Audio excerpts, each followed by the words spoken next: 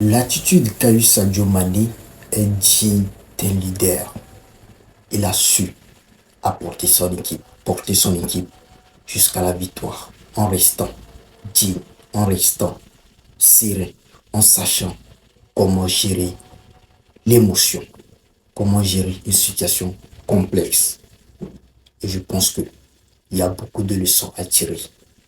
Première leçon dont moi j'ai tiré de cette Coupe d'Afrique des Nations, justement la finale, c'est qu'il faut toujours croire, peu importe la situation, il faut toujours être serein. Tant que rien n'est fini, il faut toujours croire que on peut réussir, on peut y arriver. Il faut savoir gérer ses émotions en deuxième position. L'émotion est très importante. Alors la gestion des émotions. Dans tout ce que nous devons faire, nous devons avoir cette capacité-là, sans quoi nous risquons d'abandonner. Et c'est ce que Sadio Mané a su faire en ramenant ses coéquipiers sur le terrain pour pouvoir continuer la compétition. Peut-être que s'il n'était pas là, on allait sacrer, le Maroc allait être sacré champion sur forfait. Vous voyez, ça, il devait être justement cette sanction et le Sénégal ne devait rien faire. Donc, je pense que la gestion des émotions est un facteur très important et il faut toujours être serein, tenir jusqu'à la fin.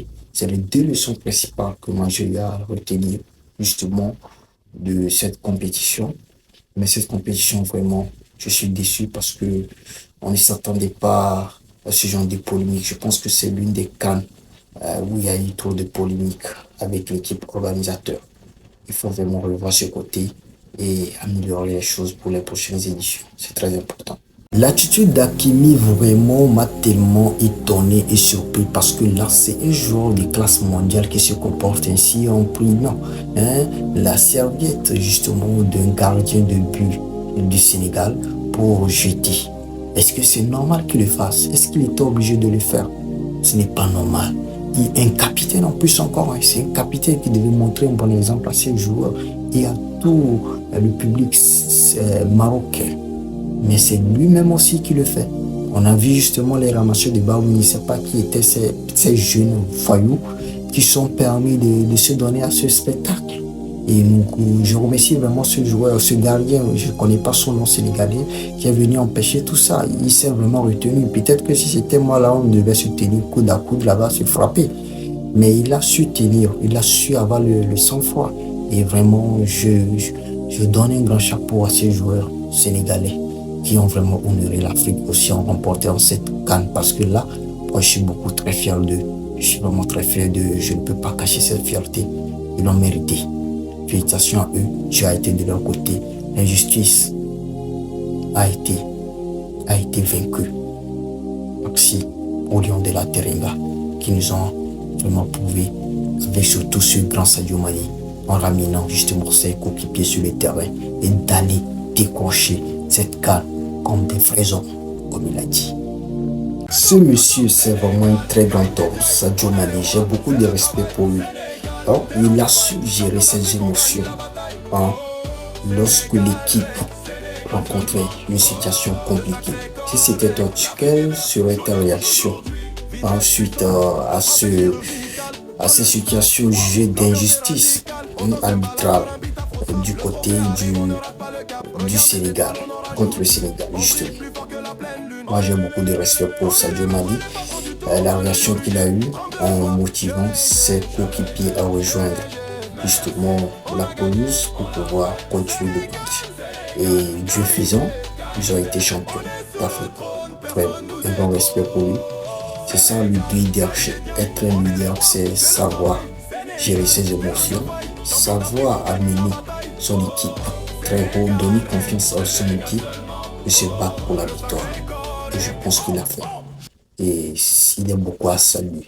Beaucoup de gens doivent suivre son exemple. Et ça veut se dire ceci, tant qu'on n'a pas encore, tant que rien n'est encore fini, il faut persévérer jusqu'à la fin malgré les injustices, malgré qu'on te jette les pierres, les cailloux. Il faut toujours tenir jusqu'à la fin. C'est le message dont il faut retenir de cette carte. Et dire que Hakimi a reçu le trophée de fair play de la CAN, vraiment, c'est se moquer des gens. la CAF doit revoir vraiment leur prix de mérite. Ce n'est pas normal. Un joueur qui a pris la serpillère, ou bien la serviette, voilà, du gardien de but sénégalais pour jeter, ou bien eux, ils n'ont pas vu les images. Ils n'ont pas vu ça.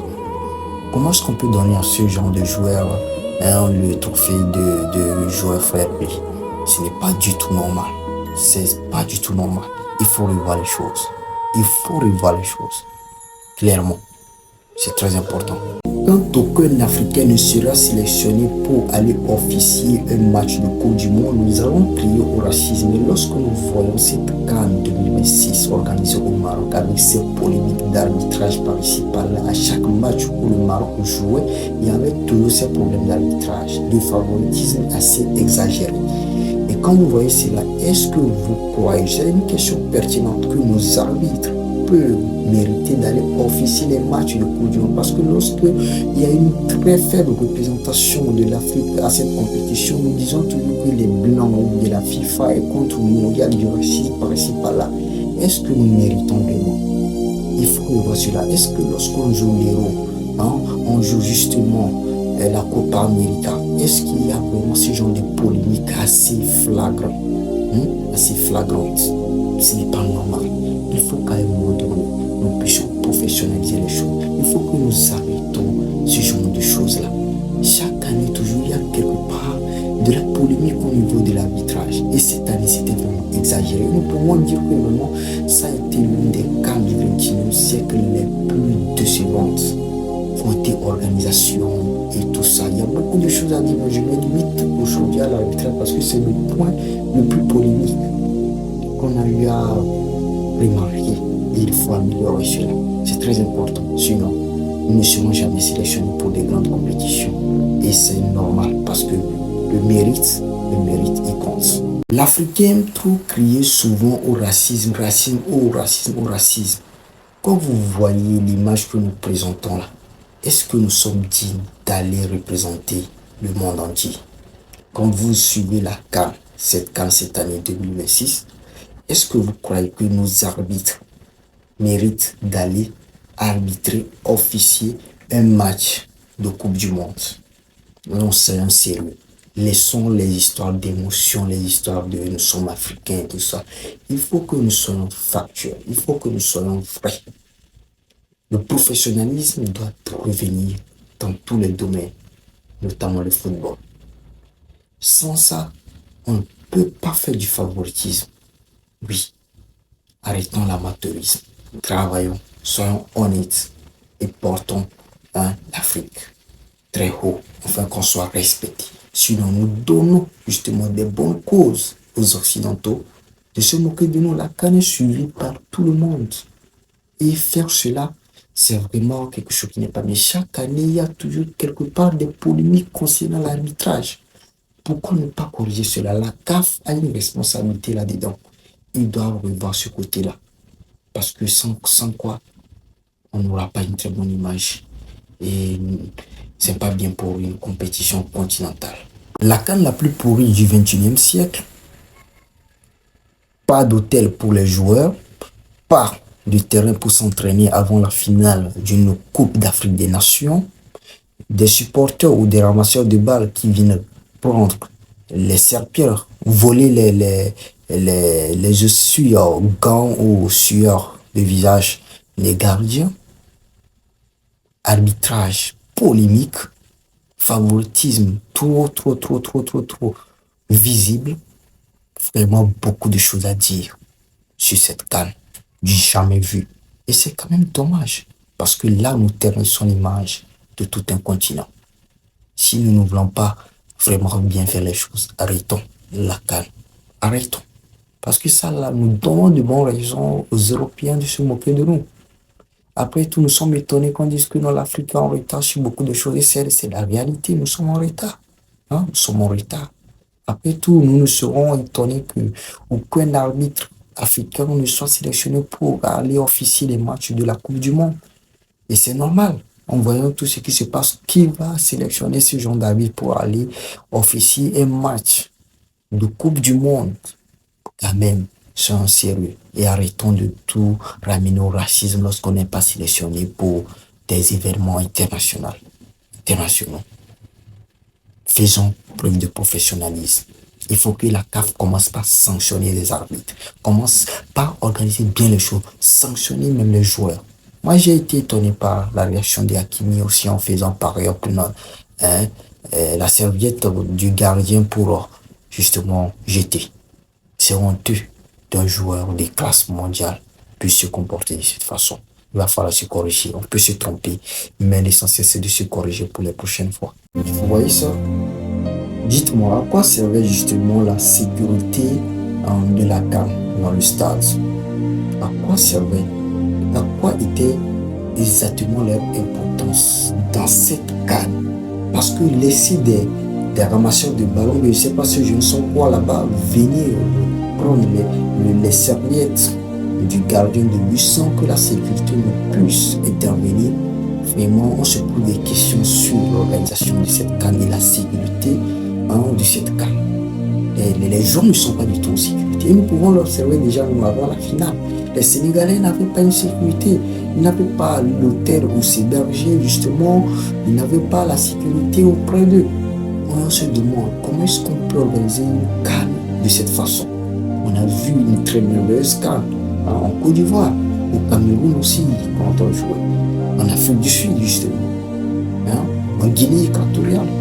Pourquoi pas le Maroc ne pouvait pas suivre l'exemple de ces pays? C'est quand même dommage. C'est quand même dommage. Nous ternissons l'image de l'Afrique en se comportant de cette façon.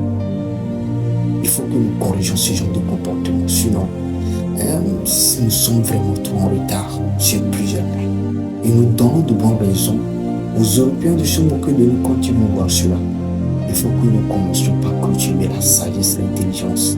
Et il faut que les pays maghrébins là, ils fassent très attention. Parce que là, je pense qu'ils vont beaucoup trop loin. Et nous voyons cela, c'est trop visible. C'est trop visible. Ils n'ont qu'à avoir un minimum d'humanisme et d'amour pour leur prochain. Cela nous aiderait beaucoup à vivre ensemble. C'est à cause de ces images-là comme ça que l'Afrique n'a aucun respect. Je le dis souvent ici. C'est comme ça que nous faisons et nous ternissons justement l'image de l'Afrique. Et nous donnons une très bonne raison aux Européens de se moquer de nous. On ne peut jamais organiser quelque chose chez nous et le faire correctement, sans qu'il y ait de polémique, sans qu'il y ait de querelle. Lorsqu'on joue la bureau, on joue justement la coupe américaine, la Copa, et les autres coupes peut-être que je ne suis pas vraiment les deux compétitions majeures, et plus la Coupe du Monde. Est-ce que nous voyons vraiment ce genre de polémique concernant l'arbitrage, des trucs vraiment où il faut justement corriger et donner une très bonne image de la compétition? C'est quand même dommage.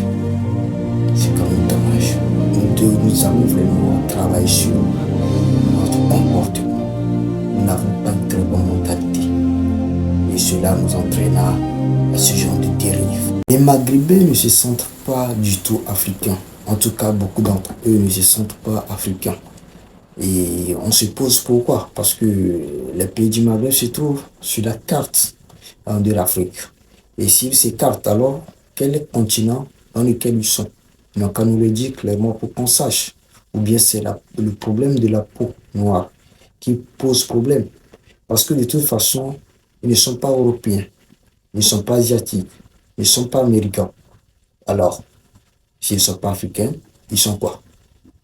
Alors, pourquoi jouer la Coupe d'Afrique des Nations si on ne se considère pas qu'africain? Parce que la Coupe d'Afrique des Nations veut dire les pays, l'ensemble des pays constituant le continent africain.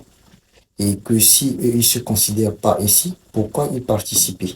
Voilà l'accueil qu'ils ont eu à réserver justement à nos frères africains, aux autres Africains sur leur terre natale lors de l'organisation de cette CAN. Regardez comment les Maroc disent qu'ils n'ont pas eu un hôtel pour bien s'héberger. La sécurité n'y était pas pour mettre les joueurs dans une sécurité absolue afin qu'ils puissent être opérationnels et bien pour se préparer pour le match de la finale de la Coupe d'Afrique des Nations. Tout porte à croire que les Maghrébins n'aiment pas du tout les Noirs de peau. Et je pense que partout dans le monde, je le dis souvent ici, l'Africain ne sera jamais aimé, peu importe où il ira. Ça, c'est clair. Il ne sera jamais aimé. Et nous devons être conscients de ça et être préparés mentalement. C'est ce que moi j'ai à dire par rapport à ces situations. Mais que les Marocains, les Algériens, les Égyptiens, les Libyens puissent nous dire, ils appartiennent à quel continent. Il faut que nous soyons situés par rapport à leur appartenance. Gros respect à ce monsieur, gros respect à lui. Vraiment, sa capacité de gérer ses émotions, vraiment, c'est incroyable. C'est incroyable. C'est vraiment tout à fait un leader. Un leader. Il n'y a pas du tout quelque chose à dire par rapport à ça. Je pense même que c'est vraiment le meilleur joueur qui a mérité vraiment le trophée de meilleur joueur de la CAN. Le meilleur joueur fair play même serait lui. Voilà.